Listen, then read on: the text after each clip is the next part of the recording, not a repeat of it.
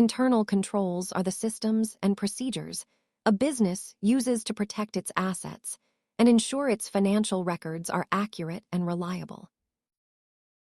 At its core, think of internal controls as the guardrails that keep a company's operations running smoothly and honestly. Research consistently shows that most workplace fraud happens in environments where simple checks and balances are missing or ignored.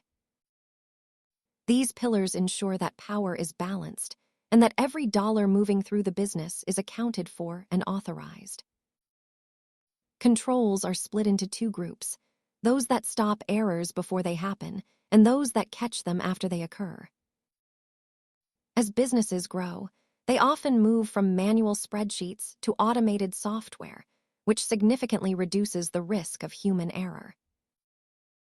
This classic business mantra reminds us that internal controls are not about distrusting employees, but about creating a system that protects everyone.